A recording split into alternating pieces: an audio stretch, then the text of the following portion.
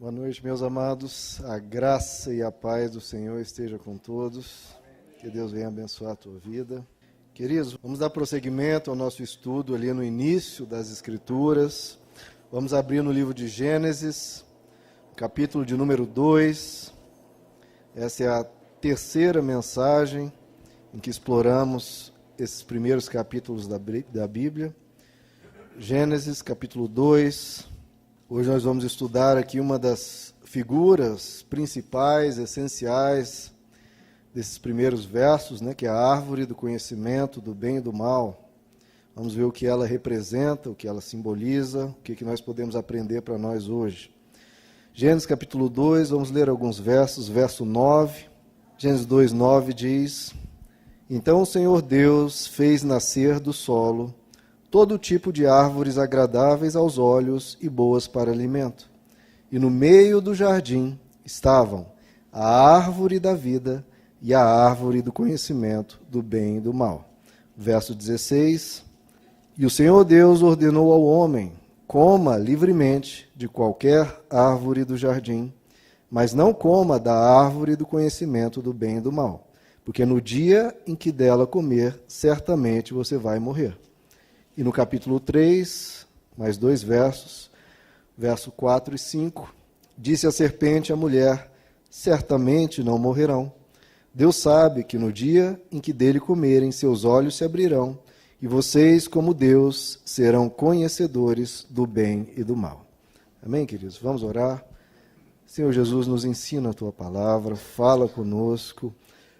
Faz em nós a tua boa obra, Senhor, que em nós seja ensinado o Evangelho e que nós possamos sair daqui com as mentes renovadas, seres que cresceram, amadurecendo, espiritualmente mais fortes na tua presença. É o que te pedimos em nome de Jesus. Amém. Bom, irmãos, nós temos explorado aqui nas últimas mensagens esse texto de Gênesis, que é o texto que, em geral, as pessoas acham que estão carecas de saber o significado das coisas aqui, A história em si, o texto em si, até que é muito conhecido, largamente conhecido, mas o significado das coisas aqui geralmente passa um pouco despercebido a profundidade do que está aqui inscrito. E aqui, vemos aqui nesses versos, um dos elementos centrais nessa narrativa, que é a árvore do conhecimento do bem e do mal. Você sabe o que representa essa árvore do conhecimento do bem e do mal? Muitas pessoas pensam, a árvore do conhecimento do bem e do mal foi uma árvore com a maçã envenenada que Deus colocou no jardim. Ora, se você parar para pensar, isso parece muito mais um conto infantil, em que a bruxa envenena uma maçã e deixa ali para a moça, para a bela adormecida, comer e ter problemas. Parece que Deus está sendo identificado com uma bruxa, porque coloca uma maçã envenenada ali para as pessoas acabarem comendo e tendo problemas. Bom, não é por aí que nós vamos ver. Outros diriam, não, essa árvore representa a desobediência humana. Então seria uma árvore em que, se o ser humano comesse, estaria desobedecendo a Deus. Isso, é claro, foi algo que ocorreu, é uma explicação um pouco melhor do que a da maçã envenenada. Mas o nome dessa árvore não é a árvore da desobediência.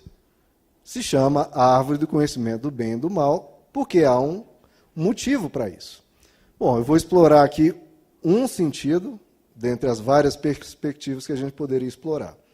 Deixa eu primeiro dizer uma das teorias mais populares do que representa a árvore do conhecimento do bem e do mal, e eu vou mostrar que eu acho que não é bem por aí. O que essa teoria diz? Bom, o ser humano só sabia praticar o bem. Só sabia o bem, só sabia fazer o bem, antes de comer dessa árvore. Depois que comeu do fruto, passou a saber tanto o bem, tanto o mal, e aí começou todos os problemas. Antes de comer, só sabia fazer o bem. Só sabia o bem, não sabia o mal. Era um ser totalmente inocente sobre maldades. O problema com essa teoria, queridos, que é, como nós vimos nas últimas mensagens, é que o ser humano já sabia o que era bom, o que era mal. Ele já sabia. Por quê? Porque Deus já havia dado comandos, Deus já havia dado mandamentos. Nós vimos que Deus deu 5 mandamentos ao ser humano. 4 mandamentos bons, que indicam o conhecimento do bem, ou seja, vocês devem cuidar e cultivar do jardim, esse é o primeiro mandamento. Crescei e multiplicai-vos, o segundo mandamento que Deus deu. Domine sobre a terra, sobre a natureza, terceiro mandamento. E o quarto mandamento, vocês podem se alimentar de todas as árvores. Então o ser humano conhecia o bem. E conhecia o mal? Sim, que é o quinto mandamento. Não comam da árvore do conhecimento do bem e do mal. Então veja que o ser humano já tinha diretrizes nas quais ele poderia basear o seu comportamento ali. Então já tinha conhecimento do que era bom, já tinha conhecimento do que era mal. Já havia sido dito a ele o que ele poderia fazer e o que ele não deveria fazer. Já tinha conhecimento de permissões e tinha conhecimento de proibições. Então já era conhecedor do bem e do mal. Então o que essa árvore do conhecimento do bem e do mal significa? Bom, é o ser humano, a partir dali e a partir de si próprio, decidir o que é bom e o que é mal para ele, para a sua família e para a humanidade. Então ele passou a decidir por conta própria, independentemente de Deus e, principalmente, o ignorando. Então Deus havia ensinado a ele o bem e o mal, só que a árvore do conhecimento do bem e do mal é um caminho alternativo. Não, Deus, não é você que vai me ensinar o que é bom, o que é mal para a minha vida. Eu vou decidir o que é bom, o que é mal para mim. Não é Deus que me ensina, sou eu que digo as regras. Sou eu que digo o que é bom, o que é mal. Antes, o ser humano sabia a partir de Deus o que era bom, o que era mal. Agora, ele parte de si próprio, das suas opiniões, do seu achismo. Não, eu acho que essa aqui é a maneira correta de viver. Eu acho que o caminho é por aqui. E ele faz isso de forma independente de Deus, muitas vezes ignorando os princípios e o que Deus ensina. Então, veja só, saber o que é bom e mal, em última instância, só quem sabe é um ser onisciente. Porque o ser onisciente conhece todas as variáveis, todas as implicações. Se você toma uma determinada decisão, o que é que isso resulta a longo prazo? Porque às vezes a curto prazo aquilo parece até uma solução óbvia. Mas Deus sabe a longo prazo o que aquilo resulta. Então, em última instância, quem sabe o que é bom e o mal só pode ser um, que é um ser onisciente. Então, Adão e Eva, antes de tomarem a decisão de adotar um caminho alternativo, eles sabiam o bom e o mal a partir de quem realmente sabia, ou seja, um ser onisciente. E não baseado na própria opinião, não baseado no achismo, não baseado na cultura circundante, não baseado no que disseram. Ah, me disseram que é assim, ou é assim que a minha família age, ou é assim que todo mundo faz. Não, eles sabiam a partir de quem sabia que era Deus. Então a árvore do conhecimento do bem e do mal simboliza isso. O ser humano decidindo, ele, de si próprio, o que é bom e o que é mal, muitas vezes ignorando e passando por cima dos conselhos de Deus. Então, o ser humano passou a ditar as regras, passou a estabelecer o que é bom e o que é mal, o que é uma prerrogativa divina. O apóstolo Tiago nos diz, lá na sua carta, que só há um legislador, em última instância, de saber o que é realmente bom e mal, que é Deus. Então, a árvore do conhecimento do bem e do mal é o ser humano duvidando de Deus e dizendo, Deus, dá licença, agora eu sou Deus de mim mesmo. Eu que sou Deus aqui. Não foi o que a serpente disse? Ele sabe que se vocês comerem, vocês vão se tornar como deuses. Eles passaram a ditar a regra para si próprio. Então, o ser humano, antes, era um ser humilde, um ser tranquilo, um ser manso, um ser que tinha a sabedoria dele em buscar sabedoria em quem tinha.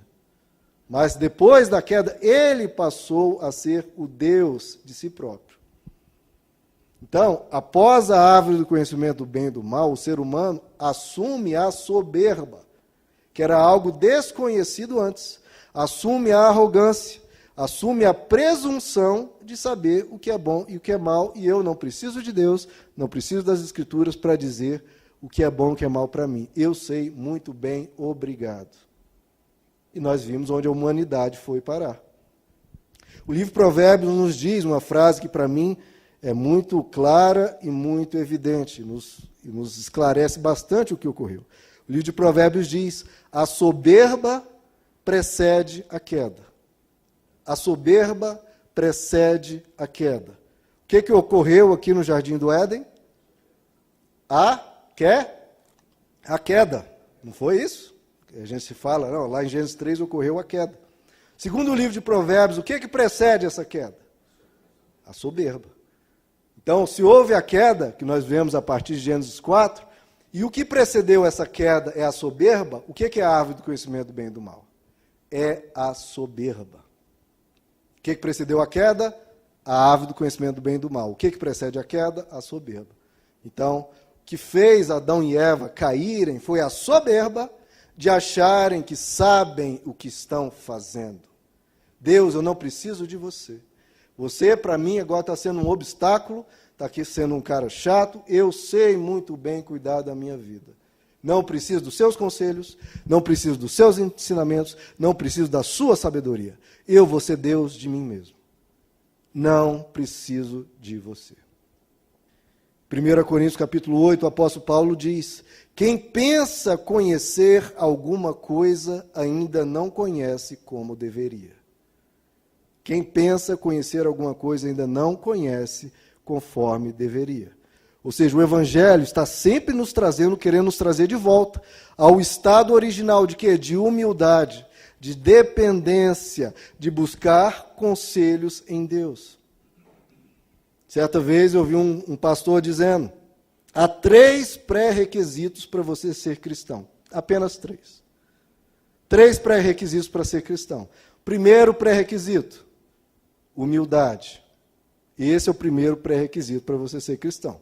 O segundo pré-requisito para você ser cristão: humildade. E o terceiro pré-requisito: humildade. Quando o Evangelho nos diz que todos pecaram e todos carecem da glória de Deus, todos são pecadores, todos, não há ninguém que pratique o bem, todas as nossas ações, boas ações, aos olhos de Deus, são como trapos de imundícia.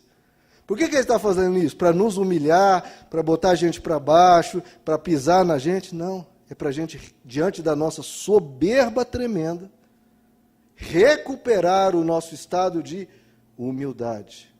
Você não se basta. Você sozinho vai tropeçar. Você precisa de Deus.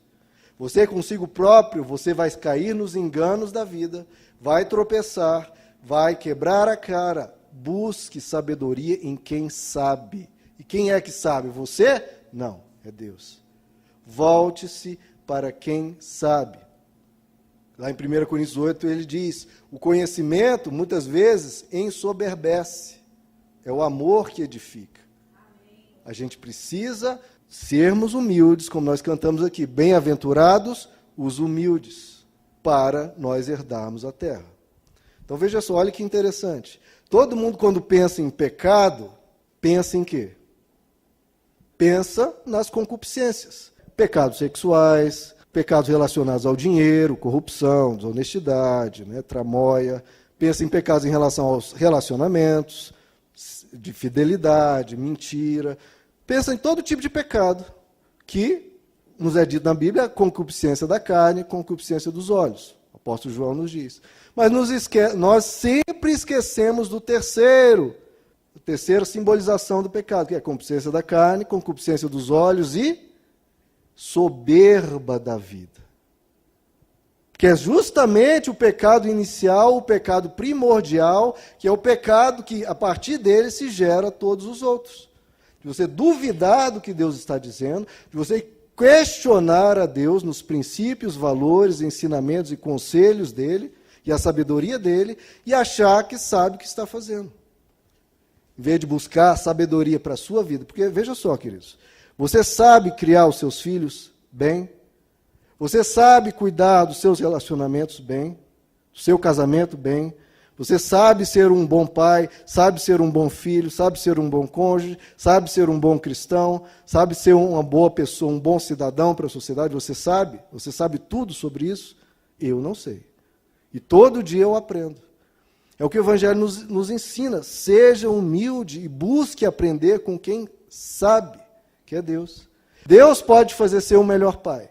Deus pode fazer ser o melhor marido ou melhor esposa. Deus pode fazer ser o melhor amigo. Deus pode fazer ser o melhor cidadão. Deus pode fazer ser uma melhor pessoa em todos os sentidos. E como a gente precisa ir até Ele e aprender. Agora, a soberba de achar que já sabe, aí é problemático. Por isso que a Bíblia tanto diz. Deus, nós lemos hoje pela manhã, Tiago 4,6. Deus resiste aos soberbos, mas dá graça aos humildes. Ele resiste aos soberbos. E a Bíblia diz, quem se exalta será humilhado. Foi o que Adão e Eva fizeram? Nós seremos como deuses. Eles se exaltaram, querendo tomar uma posição que não era deles. E acabaram caindo do cavalo. Quem se exalta será humilhado. Agora, quem se humilha, se coloca numa posição de humildade, diz, Senhor, eu preciso aprender tanta coisa, é tanta burrada que eu faço, é tantas coisas ruins que eu falo, pensamentos ruins, ações ruins, tantas coisas que eu posso melhorar, me ajuda, Senhor. Quem tem essa posição de humildade, Deus diz, esse será exaltado. O pastor Wagner leu para nós, Miqueias 6,8. Há 3 coisas que Deus requer do ser humano, que são, pratique a justiça, ame a fidelidade, e a terceira, ande humildemente com o Senhor teu Deus. Ande humildemente. Então, olha como isso é sério, queridos. Jesus disse uma frase que muitas pessoas gostariam de arrancar dos evangelhos. Jesus disse aos fariseus, entupidos de soberba religiosa, que se achavam os seres mais santos da terra, que praticavam todos os rituais, todos os mandamentos, eram extremamente críticos, pesados e com um esforço tremendo e sempre com uma arrogância, uma soberba imensa. E Jesus vira essas pessoas, reconhecidos pela sociedade, e eles mesmos se dizendo, eu sou santo aqui. Eu sou o cara, eu sou o santo pisando na terra. Nem deveria estar aqui, deveria estar no céu. E Jesus olha fundo nos olhos deles. E Jesus diz a eles, os publicanos e as prostitutas lhes precedem no reino dos céus. Por que isso? Por que os corruptos publicanos, desonestos, e as prostitutas precediam eles no reino de Deus? Por quê? Porque quem sabe que não sabe, tem mais chance de vir a saber. Quem sabe que não sabe, tem mais chance de vir a saber, do que aquele que acha que sabe. Porque esse que acha que sabe, diz que não, eu já sei tudo, esse Jesus aí não tem nada para me ensinar. E esse é problemático. Esse é o pastor Wagner falou pela manhã, é o teimoso. Esse não quer aprender. A palavra humildade vem de humus. Sabe o que é humus? Aquele pequeno fungo que junta num lugar úmido, num lugar escuro, e que aquele humus ele é extremamente fértil. Se você planta ali uma semente, nasce rapidamente uma árvore. Por quê? Porque a humildade vem disso. É a palavra, é a pessoa que tem humus no coração. Está sempre com o coração fértil, querendo aprender. Você põe uma semente ali, põe uma palavra, vai frutificar, porque a pessoa está absorvendo. Ela está atenta. Opa, eu quero aprender. Agora, aquele que não é humilde, aquele que não tem humus, é um coração duro. Você planta, planta, planta e não nasce nada, porque o coração dela é, não, isso aí eu já sei. Isso aí eu já estou cansado de saber disso. E a pessoa não tem essa humildade, fala, Senhor, me ensina mais, eu preciso aprender. E Jesus, ele teve que bater de frente nos discípulos. Porque essa é a natureza do ser humano. Nós somos caídos na árvore do conhecimento do bem e do mal. Todos nós, todos, sem exceção, achamos que já sabemos. Não, eu sei viver, claro que eu sei. Claro que eu sei o que eu tenho que fazer para ser um bom marido. Claro que eu sei o que eu tenho que fazer. Aqui comigo eu sei. E Jesus teve que bater de frente nos discípulos, porque eles também tinham a árvore do conhecimento do bem e do mal no coração. E Jesus cortou essa árvore no coração deles com vários acontecimentos. Um deles, quando Jesus anuncia aos discípulos, eu serei crucificado e vou morrer. O que Pedro diz para Jesus?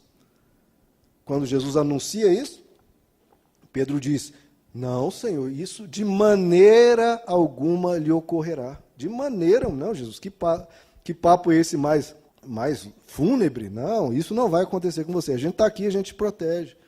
O que Jesus diz a Pedro? Arreda-te de mim, Satanás, porque não cogitas das coisas de Deus, mas cogitas das coisas da árvore do conhecimento do bem e do mal. Você cogita das coisas dos homens. Você acha que sabe o que é melhor para você, você não sabe. Então arreda-te de mim, você vai precisar aprender humildade e saber que eu que sei o que estou dizendo. Ou quando Jesus diz aos discípulos, todos vocês me abandonarão, todos vocês me trairão. Qual foi de novo a reação de Pedro? Não, Jesus, não. Todo mundo aqui pode te trair, todo mundo. Agora eu sou o cara, Jesus. Comigo você pode confiar, eu vou até a morte, se for necessário, eu vou até a morte contigo. Aqui eu me basto, eu digo para você, você fiel até o fim, eu me basto, eu sou o cara, pode confiar em mim. Então nós temos aqui duas palavras, a do próprio Deus, Jesus dizendo, você vai me trair. E Pedro dizendo, não, eu jamais. O que Pedro deveria ter feito diante de uma frase tão dolorida, queridos, tão forte? Nessa declaração, Deus dizendo, você vai me trair. O que ele deveria ter feito? Ele deveria cair de joelho em prantos e Senhor, o Senhor me perdoa, eu não quero fazer isso.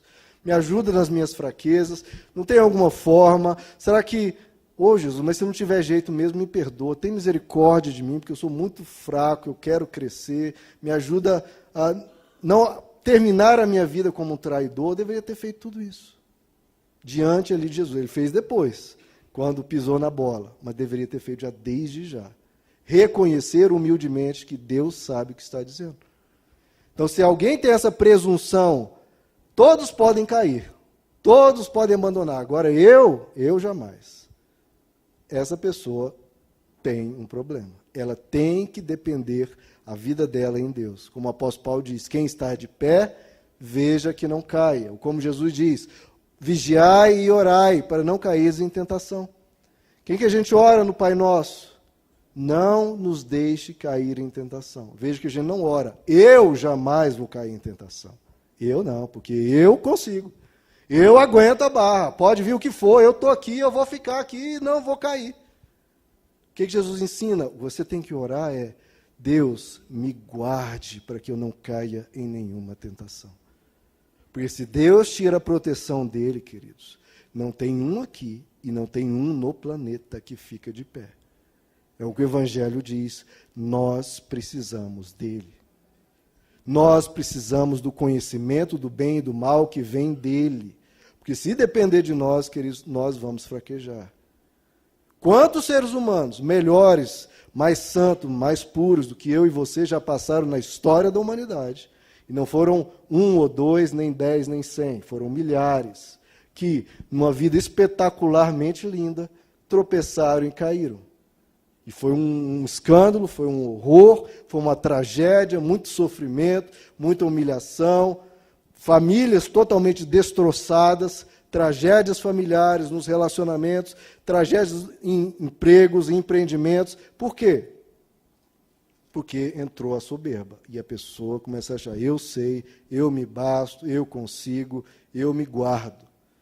O dia que você disser, eu consigo, e olha, Deus, pode ficar tranquilo, eu sei o que eu estou fazendo, você está em perigo.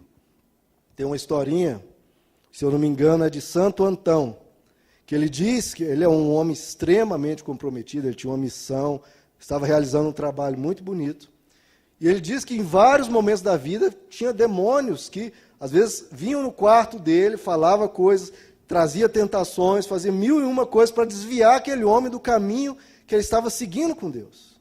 E esse Santo Antão chegou, não sei se 70, 80 ou 90 anos de idade, chegou a uma idade muito avançada, e teve uma hora que os demônios falaram, não, esse aí não tem jeito. Esse tem muito amor por Deus, esse tem muito comprometimento, esse conhece muitas escrituras, esse realmente tem fome e sede de Deus. A gente está perdendo nosso tempo aqui, vamos embora. E aí ele disse que ele ouviu isso, e os demônios foram indo embora. Aí Santo Antão disse, eu venci. Nesse exato momento que ele falou, eu venci, eu consegui, os demônios voltaram. Opa, agora a gente tem chance. Então, queridos, a gente precisa ir até Deus. Não confie em si mesmo. Peça sempre misericórdia. Nas suas fraquezas, todos nós temos, queridos. A gente não pode ter essa máscara. Aqui, ó, eu sou super santo. Todos nós temos fraquezas. O apóstolo Paulo dizia, orem por mim, para que eu não caia e envergonhe o evangelho.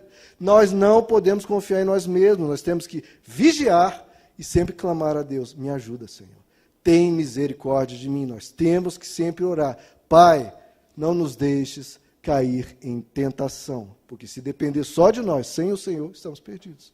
Então Jesus usou esses dois acontecimentos de Pedro, a traição dos discípulos, para quebrar a soberba, a arrogância que poderiam nascer deles. Imagine, eu sou o apóstolo de Deus, eu sou dentre todos os bilhões de pessoas no mundo, Deus me escolheu para ser apóstolo dele. Por quê? Porque eu sou o cara. Deus poderia escolher quem? Ah, rapaz, só tinha eu aqui.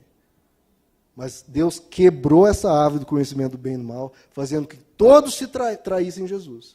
E eles foram, por causa desse acontecimento, sempre lembrando, eu traí Deus. Quando Deus estava à porta da morte, para ser crucificado, eu traí Ele. Eu vou me gabar do quê? Eu vou dizer que eu sou o quê? Não, eu vou andar em humildade com meu Deus para sempre. Porque se eu fiz aquilo, eu não quero fazer de novo. Então eu vou andar em humildade. Jesus diz, quem quiser seguir a mim, primeiro, negue-se a si mesmo. O que é esse negue-se a si mesmo? As suas opiniões, os seus achismos. Olha, eu acho que o caminho é por aqui. É assim que eu devo viver. Jesus diz, negue isso. Porque você acha que sabe, mas tem tanta coisa errada nessa forma de enxergar a vida que você tem. Tem tanta coisa errada. Eu tenho, ainda hoje, depois de ler tanto, buscar tanto, eu ainda hoje tenho que dizer isso, e todos nós temos que dizer. Temos que negar que sabemos demais e sempre ir aos pés do Senhor. Senhor, me ensina, eu quero ser melhor, eu quero crescer. Negue-se a si mesmo, tome a sua cruz, ou seja, tome esse caminho, essa proposta de vida do Evangelho, tome isso. E aí Jesus disse, e siga-me. Aí você consegue seguir. Enquanto você achar que sabe, enquanto você dizer para Deus que, olha Deus, eu sei o que fazer, não me importune, não me incomode, eu sei. Quando eu precisar de você, eu chamo, tá Deus? Quando eu quiser que você me abençoe em alguma coisa, eu te chamo. Mas para aprender eu não preciso não. Por que boa parte das pessoas não querem vir à igreja, queridos? Porque elas acham que sabem viver muito bem, obrigado. Se as pessoas reconhecessem, eu não sei ser um bom marido, nem ser uma boa esposa. Eu não sei ser um bom pai. Eu não sei lidar com os meus relacionamentos. Eu não sei lidar com as minhas fraquezas. Eu não sei lidar com os meus humores, com a minha irritação, com a minha depressão, com o meu medo. Eu não sei lidar com nada disso. Se a pessoa caísse em si e reconhecesse esse fato óbvio na cara de todo ser humano, isso é óbvio, você não sabe. Mas as pessoas esperam se esborrachar para depois vir atrás, ou nem vir, né? A maioria agora, muitas estão buscando a morte mesmo, se matando. Em vez de reconhecer, eu não sei. É coisa óbvia, nós não sabemos, e nós vamos aprender aonde? A viver a vida. Você vai fazer, você quer construir, tem essa visão de eu não sei construir casas, mas eu quero construir casas. Onde a pessoa vai? Vai fazer um curso de engenharia. A pessoa não sabe viver, vai aprender aonde? Tem que aprender com quem sabe. E quem é que sabe? O único ser onisciente que há na terra, que é Deus. Mas muitas pessoas, quando vêm à igreja, elas querem só pregações de estímulo, mensagem de autoestima, de encorajamento. Por que as pessoas gostam tanto de mensagens de autoestima, de encorajamento disso? Porque elas acham que já sabem viver. Não, eu já sei viver, o que eu preciso é de um empurrãozinho, de uma animada. Agora, quando a gente ensina princípios, ensina valores, ensina como lidar com os relacionamentos, como tratar as pessoas, como enxergar o mundo, a maioria pensa, não, isso aí é óbvio, isso eu já sei, isso aí... É claro que eu sei que eu não devo brigar com a minha esposa. Só que chega lá e briga. Por que a gente precisa do contínuo ensino do Evangelho? Para a gente sempre estar se repensando, refletindo, amadurecendo. No momento que a pessoa diz, isso é óbvio, eu já sei, todo mundo sabe. Não, a gente não deve, quando Dois não quer, quando um não quer, dois não briga. Essas coisas a gente sabe. Agora, põe você no momento do conflito. Põe você no momento que alguém pisa no teu calo, em um dissabor, em algum desafio. Aí, né, como diz lá em Goiás, a porca torce o rabo. Aí complica. Então, aí a gente precisa de mais e mais corpo, mais e mais conteúdo, mais e mais ensino do Evangelho. Se a pessoa, pregações de autoestima são maravilhosas, e são importantes, e isso o Evangelho prevê. Mas se o ensino for uma aula, às vezes nós trazemos quase aulas, ensinos, um conteúdo. Se a pessoa pensa, hoje não foi bom porque foi meio aula. Mas por que não foi bom, se você está aprendendo algo? Aí a pessoa caiu no quê? Na árvore do conhecimento do bem e do mal. A pessoa pensa, eu já sei isso. Não, que o que a gente mais precisa é aprender. Por que as pessoas ficavam maravilhadas com Jesus? O texto lá nos diz, as multidões ficavam maravilhadas com o ensino de Jesus. Porque havia algo a ser aprendido. O apóstolo Paulo diz, olha que coisa maravilhosa, eu quero conhecer a Cristo e o poder da sua ressurreição. Imagina o apóstolo Paulo, depois de anos, quase décadas, pregando Jesus, vivendo milagres, ressuscitando mortos, fazendo milagres extremos, ele ressuscitando, e ele chega e diz, eu quero conhecer a Cristo. Meus irmãos, o apóstolo Paulo dizendo isso, o quanto então nós não conhecemos Cristo, quanto a gente precisa conhecer a Cristo. E você vai conhecer Cristo como? Com mensagens de autoestima? Com mensagens de advertência? Não, vai conhecer com mensagens, pregações de ensino, que vão ensinar você o conhecimento do bem e do mal, não a partir de você, que nós já achamos que sabemos, mas a partir de Deus, a partir do Evangelho. Conhecer a partir de quem sabe. Porque veja só, que pregações de autoestima, sem conteúdo, não adianta. O que vai acontecer a longo prazo? Lá na frente a pessoa vai quebrar a cara. Ela vai achar, eu sou filho de Deus, eu sou co-herdeiro com Cristo, eu sou mais do que vencedor, eu sou isso, eu sou aquilo. Pregações de autoestima. Só que se a pessoa não aprende a viver conforme Cristo, não imita Cristo, não cresce espiritualmente, aquela autoestima passa a ser quase uma falsificação. Passa a ser uma máscara, não vai se sustentar a longo prazo.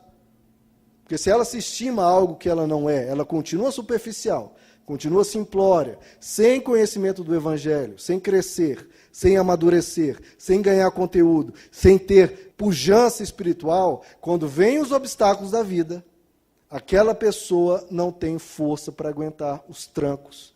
Ela vai se arrebentar toda, porque não vai saber lidar com a vida e os seus desafios. Então toda aquela autoestima vai cair por terra e a pessoa vai cair em depressão. Tenha autoestima.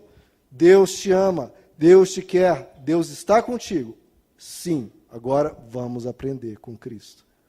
Vamos aprender a viver, porque esse livro aqui foi escrito para nos ensinar a viver. Não é só para dizer que você é lindo, cheiroso e maravilhoso. Também diz, e é verdade. Mas também você precisa de conteúdo, de força, de sabedoria. Que Jesus diz, a parábola da figueira. A parábola da figueira, não, o acontecimento da figueira. Jesus viu uma figueira cheia de folhas, mas não tinha frutos. E a figueira, sempre quando ela tem folhas, ela tem frutos. Isso é próprio da característica dela. Então, aquela figueira, entre aspas, ela estava mentindo. Porque ela tinha folhas, mas toda figueira que tem folhas tem frutos, mas aquela não tinha. Então, ela estava aparentando ser o que não era. Estava dizendo que era super espiritual, que aguentaria o que viesse na vida, os obstáculos, os desafios, eu aguento. Porque eu sou filho de Deus. Sim, você é filho de Deus, mas cadê a vida com Deus? Cadê a vivência com Deus? Cadê o aprendizado com Deus? E o que Jesus fez com aquela máscara? Jesus repreendeu aquela figueira. E no dia seguinte ela não tinha mais folha nenhuma. Então Deus, ele desmascara quem acha que sabe, quem transparece muita profundidade, mas não tem. Tem que ser desmascarado. Por quê? Por misericórdia. Porque desmascarada a falsidade, a pessoa vai ter que correr atrás de realmente conhecer. Então, queridos, tudo isso é o quê? A árvore do conhecimento do bem e do mal. pessoa acha que já sabe. Eu não preciso tanto ler a Bíblia, porque eu acho que já sei viver. Nós temos um estudo, a igreja disponibiliza um estudo, 10 minutos por dia, ao longo da semana, para você aprender a viver. Imagina se Jesus marcasse com você, olha, você tem 16 horas em que você está acordado. Eu quero 10 minutos, só 10 minutos dessas 16 horas. Para quê? Você gasta, às vezes, horas estudando para concursos, estudando para provas da faculdade, para contínua capacitação no seu emprego. E Deus fala, olha, só quero 10 minutos. Só que as pessoas, às vezes, não vão atrás. Por quê? A árvore do conhecimento do bem e do mal. Acham que já sabem. E depois, quando tem um problema, elas vão falar, orar a Deus. Deus, fala comigo. Por que o Senhor não fala comigo? Fala comigo. Eu sempre penso que quando eu ouço isso, Deus deve estar falando para a pessoa, mas espera aí, eu já te falei. Deus, fala comigo. Mas eu já te falei. Só que você não estava lá para ouvir. Falei dias, meses a fio, você não estaria passando por nada disso se tivesse aprendido comigo. Não estaria passando. Ou se tivesse que passar, você teria ganhado força, teria ganhado substância, teria ganhado conteúdo para enfrentar isso. De cabeça em pé, com força, coragem e determinação. Como é que você ganha força, coragem e determinação, se não com crescimento, com um amadurecimento? Precisa de uma caminhada com Deus. Se você caminha com Deus todo dia, você ganha força. Se é só aos domingos, se é só de vez em quando, querido, quanto mais você caminha com Deus, forte vai ficar. Aqui no Jardim do Éden, eles se encontravam com Deus quando? Apenas aos domingos? Não, todas as tardes. Então, queridos, não precisa ser à tarde, mas seja todas. Todas as manhãs ou todas as tardes. Abra o Novo Testamento, leia. 3 capítulos por dia, 1 capítulo por dia que seja. Ou ouça o áudio do WhatsApp. Se você não tem tanta facilidade em leitura, não consegue compreender, o áudio do WhatsApp está bem explicado. Busque conhecimento em quem tem. Então a gente precisa abandonar a soberba, abandonar essa presunção de que sabemos lidar com a vida. Os seres humanos achavam que sabiam tanto que quando veio Deus ensinar, o que eles fizeram? Mataram Deus. Justamente os religiosos, justamente os que liam, os que achavam que sabiam. E o que Jesus orou lá na cruz? Para esses super santos que achavam que sabiam o que estavam fazendo. Jesus orou, Pai, e orou não só para aqueles religiosos, para nós e para todos nós. Jesus orou, Pai, perdoa-lhes porque eles não sabem o que fazem. A gente acha que sabe, queridos. E o Evangelho está o tempo todo, seja humilde, tenha um coração fértil, com humus, para que eu possa te ensinar a viver.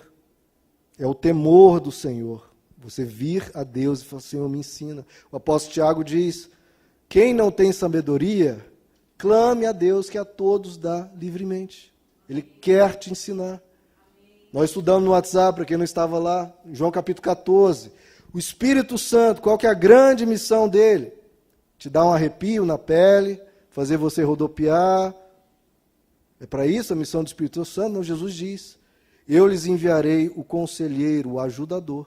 Ele vos ensinará todas as coisas.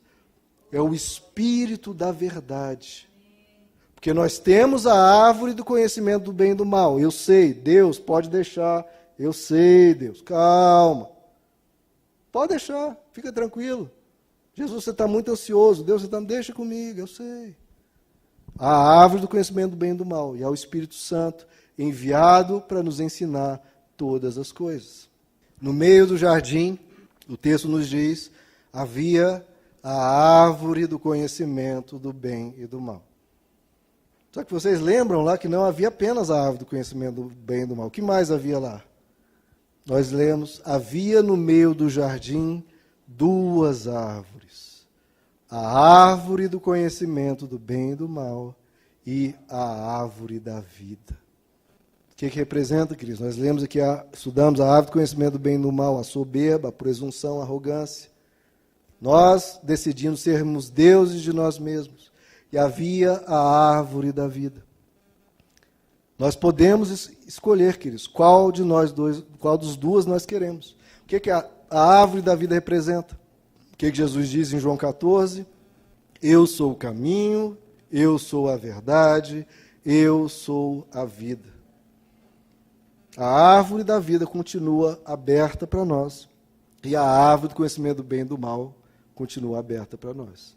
Então, em vez de viver nossas vidas baseadas nas nossas opiniões, na cultura corrente, na tradição familiar, no nosso achismo, fazendo deuses de nós mesmos, dizendo, não, eu sei o que é bom e o que é mal. Tenha Jesus como seu referencial. Imite a Cristo, siga a Cristo, negue-se a si mesmo, tome a sua cruz e me siga. E aí você terá o que Jesus prometeu: vida e vida em abundância. O apóstolo Paulo diz, eu considero tudo como perda, se comparado com a suprema grandeza do conhecimento de Cristo Jesus. Nada se compara à suprema grandeza do conhecimento de Cristo Jesus. Nós temos vida, queridos. Deus quer nos ensinar vida e vida em abundância. Como? Ensinando-nos o verdadeiro conhecimento do bem e do mal. Não a partir de nós mesmos, não a partir de achismo, não a partir da cultura, a partir dele. O que vem dele é puro, o que vem dele é verdade que liberta, o que vem dele é um ensinamento que vai conduzir a nossa vida a ser sempre abundante. Muita coisa do que sofremos é porque nós escolhemos a árvore do conhecimento do bem e do mal. Quanta coisa que nós poderíamos ser poupados se nós parássemos para aprender. Não na hora do problema. Ah, Deus, agora está com o fogo queimando toda a minha casa, toda a minha vida, muita tragédia. Me ensina, Deus. É complicado. Então é aprender todo dia, todas as tardes, ir aprender com Deus. Separe um tempo. Separe um tempo para quem você chama de Deus, para quem você chama de vida, para quem você chama de caminho, para quem você chama de verdade. Separe um tempo para aprender a viver, para aprender o conhecimento do bem e do mal de quem realmente sabe. Nós precisamos aprender a viver. Eu preciso. Reconheça isso, porque Deus resiste aos soberbos, mas Ele dá graça. Ele dá o Espírito dele para os humildes, que querem aprender, que tem esse humus no coração. Deus, meu coração é fértil, me ensina. Me ensina. Vamos orar, queridos? Senhor Jesus, quem pensa que sabe, ainda não sabe como convém.